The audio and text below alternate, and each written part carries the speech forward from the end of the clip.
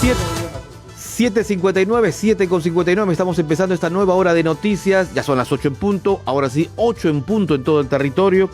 Empezamos esta nueva hora de noticias aquí en el Informativo por Nacional con la preocupación, con la mirada puesta en Iquitos, en donde ya casi la totalidad de un campo ferial, el campo ferial Sachachorro, ha sido consumido por el fuego en un incendio que se inició esta madrugada y que pese al trabajo de los bomberos, pues el fuego acabó con casi la totalidad de este campo ferial, en donde se vende ropa, se vende juguetes, se vende diversos productos. Es, digamos, una suerte del campo ferial Polvos Azules, pero de Iquitos.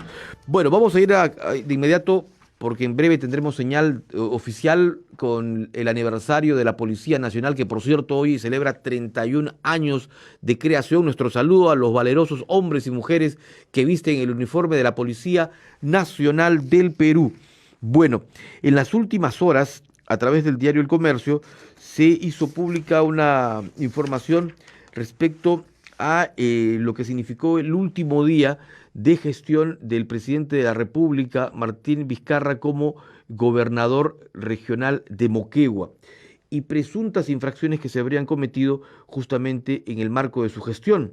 Recordemos que como gerente general del gobierno regional de Moquegua hasta el año 2014 se desempeñó el actual ministro Edmer Trujillo. Vamos a hablar sobre el tema con don Víctor Hugo Quijada, politólogo, pero además especialista en temas de contrataciones del Estado, para que nos dé su versión sobre este tema.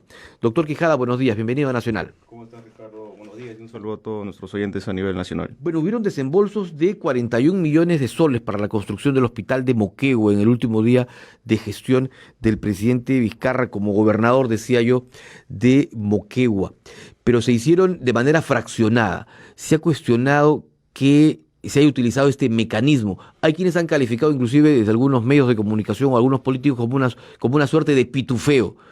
¿Hay o no, digamos, delito en este tema? Bueno, en primer lugar, yo sí coincido con el presidente en el sentido de que este es un refrito, porque ya son 2 veces que la Fiscalía ha investigado y ha archivado todo esto respecto al hospital de Moquegua. Esta sería la 3ª vez.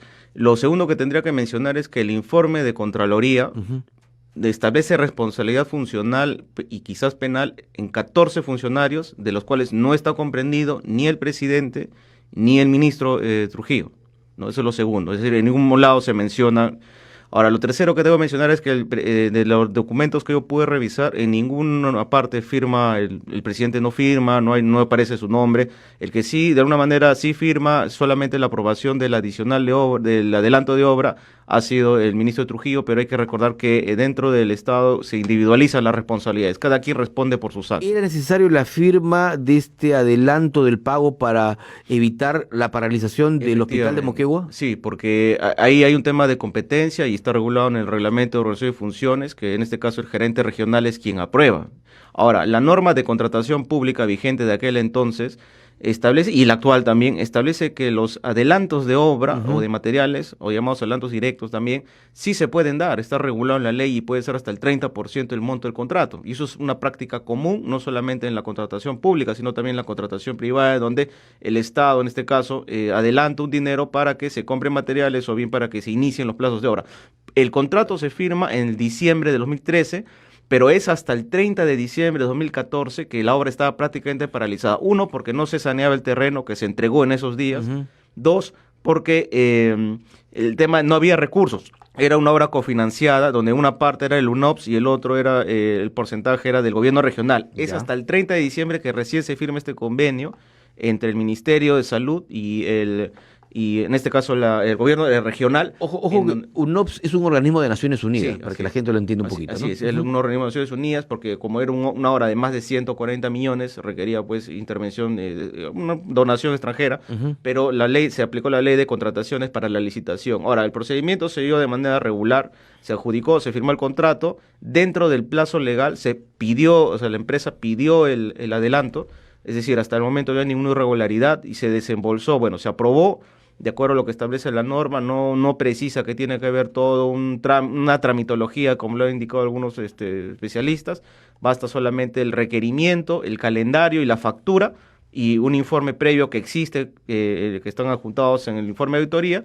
y el desembolso. Ahora, ¿cuál es el motivo de por qué se hizo todo esto de manera rápida? Sí, Porque a último muchos momento... han cuestionado la celeridad que Sí. se dio a este tema y que podría, digamos, haber algo oscuro detrás de ello. No, yo pienso que aquí hay una mala interpretación y desconocimiento de la gestión pública, porque normalmente, bueno, el tema presupuestario se rige bajo los principios de anualidad y equilibrio presupuestal. Ujú. Si es que tú no gastas o no devengas hasta fin de año, ese recurso se revierte, se devuelve. Entonces, o bien lo girabas en ese momento o lo devengabas, o bien simplemente esos 40 y tantos millones que el gobierno regional estaba poniendo se revertía y se perdía y por tanto la obra se hubiera paralizado un año más, que implica actualizar el tema presupuestal, actualizar quizás hasta el expediente técnico, realizar otro tipo de trámites internos que conllevaría a una mayor tiempo en la ejecución de la obra, ¿no? Entonces, y eso es alguna práctica común, y yo sí, en eso sí lamento que a veces haya un poco de impericia, negligencia de algunos funcionarios, sobre todo de los gobiernos subnacionales, que a última hora, y ahora, por ejemplo, si tú revisas ahorita el portal Amigables del MEF, Ya. vas a ver que están devengando porque quieren cumplir la meta, porque estamos bajos en ejecución presupuestal. A Y en ver. ese entonces lo que se hizo es girar ese dinero para que ese dinero no se revierte y no se pierda. Ahora, Doctor Quijada, sí. a ver, digamos, en donde han incidido mucho quienes están cuestionando el tema y quienes han elaborado el informe también a través del diario El Comercio, señalan que que fue el último día del mandato del presidente Vizcarra, el 31 de diciembre de 2014, en que se autorizó este desembolso de 41 millones de soles, pero se hizo a través de 133 comprobantes, Sí. lo que ellos han denominado como una suerte de pitufeo, ¿no? Haciendo, digamos, un símil Así. con el tema de los partidos políticos.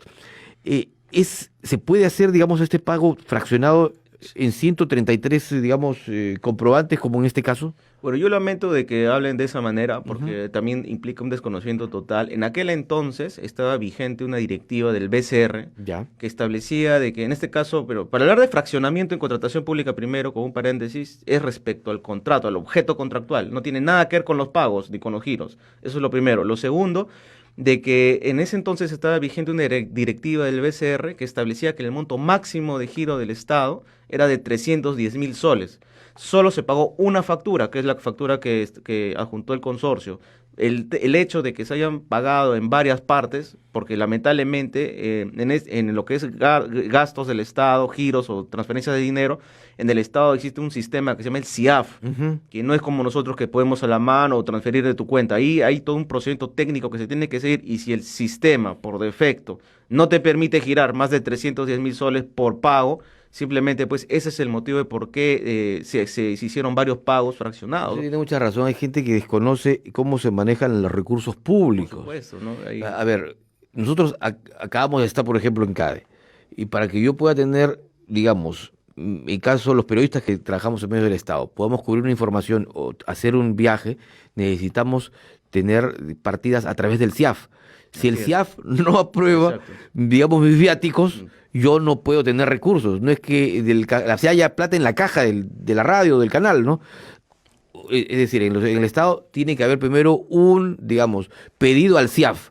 Así Y es. el CIAF, que pertenece al Ministerio de Economía, Además. aprueba la partida y por internet, ¿no? Porque están totalmente todos los Sí, entes del Estado, están, digamos, interconectados, autoriza y recién se da la plata. Si no hay CIAF, no es como el sector privado, que tú vas a la caja y te dan la plata al toque. No, no es Eso es efectivamente. importante señalar. Sí, entonces eso es lo que pasó. O sea, no es que, o sea, no se ha pagado a distintas personas, se ha pagado a una sola empresa. Que esta empresa se le gire, ha presentado su solicitud. La ley lo que establece es solicitud, carta fianza, porque incluso se adjunta una garantía que ahí existe, y la factura, y además el cronograma, en este caso de avance, que ya está establecido en la propuesta técnica, ¿no? Entonces, simplemente lo que ha hecho la entidad es desembolsar. El hecho de que se haya fraccionado, hayan sido varios pagos, es porque hay una norma y aparte el mismo sistema que por defecto votaba ese tipo de giros que ha sido, no entre comillas fraccionado, sino que es lamentablemente lo que en ese momento estaba vigente, ¿no? Entonces, ¿cómo se hubiera hecho? Ahora, para que exista algún tipo de infracción o tipo de responsabilidad penal, cuando es delitos contra la administración pública, yéndonos al aspecto penal, porque se habla que hay supuestos Correcto. indicios de delito, el funcionario tiene que cometer alguna infracción del deber, es decir, no cumplir con su función. ¿Qué tipo de infracción se hubiera cometido aquí si es que se ha hecho el pedido de acuerdo a la ley? los adelantos están regulados en la ley de contrataciones. Tenemos el tema de que no habría, digamos, cometido todo, firmaron los funcionarios competentes, se aprobó dentro del plazo y se pidió dentro del plazo, ese dinero se giró, la obra se construyó. O sea, ¿cuál es el supuesto perjuicio? Perjuicio existe cuando la obra no se hubiera terminado, cuando esos dineros se hubieran gastado en otros fines de los cuales ya la Fiscalía tendrá que investigar, pero al momento, no, en mi opinión, al menos no existiría ningún tipo de infracción del deber, ni ningún funcionario de los que han intervenido, por lo tanto, debería desestimarse ese tipo de informes. Parece que aquí, Ricardo, hubiera algún tipo de trasfondo político, porque es cierto que es la Contraloría, pero hay que recordar que mucho tiempo ya nuestras instituciones del Estado se encuentran politizadas y a veces, acuérdate del caso del señor Alarcón, que fue destituido, y otros casos más donde se han denunciado, donde funcionarios de la Contraloría de una manera a veces realizan este tipo de acusaciones, y yo en mi práctica profesional lo veo en muchas regiones también, donde se adelantan en situaciones que son graves, que después acaban en juicios o escándalos mediáticos, cuando debería entenderse bien cómo es la gestión y la ley de contratación del Estado, ¿no? Pero digamos la Contraloría, que cuenta con un personal bastante, digamos, preparado, eh, según el reporte último, habrían, dicen, indicios de responsabilidad penal y nuevas pruebas que permitirían reabrir el caso en la Fiscalía. Digamos, probablemente el nuevo equipo de Fiscalía, perdón, de Contraloría que está evaluando, ¿habría encontrado estos indicios?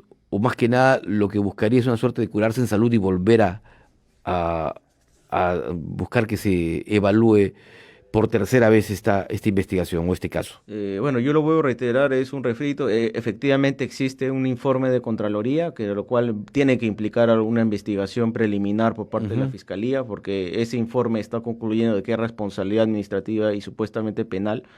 Vuelvo a reiterar que no está ni comprendido ni el presidente ni el ministro, o sea, son otros funcionarios de mando medio que están implicados de algún tipo de responsabilidad, pero yo vuelvo a reiterar de que el procedimiento que se ha realizado para ese tipo de adelantos está contemplado dentro de la norma. Lo que sí llama suspicacia es el hecho de que haya sido todo en un solo día o en 2 días, pero hay que recordar que eso tiene una justificación técnica, que es el hecho de que los recursos no se debieron haber perdido, porque si es que no se giraba ese dinero al año siguiente, 2015, encima que era una nueva gestión, que entraban con nuevos integrantes para trabajar ahí en el gobierno regional, hubiera pues implicado todo un trámite, y ese hospital, sabe Dios cuándo hubiera empezado. Y eso no es solamente un caso. Ahora, tú te vas a otras regiones, tienes el caso de Huancayo, el Hospital Carrión, que tiene esa misma situación, el Hospital Lorena del Cusco, que hasta ahora está ahí paralizado, hemos tenido el caso de Moyobamba.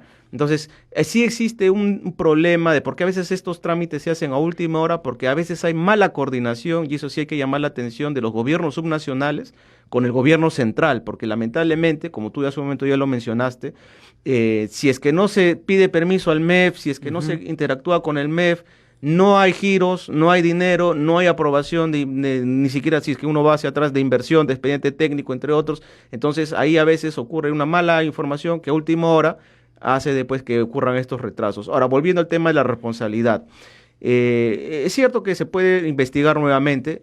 Mi opinión es de que esto no va a trascender y que seguramente se archivará, porque ya hubo investigaciones previas.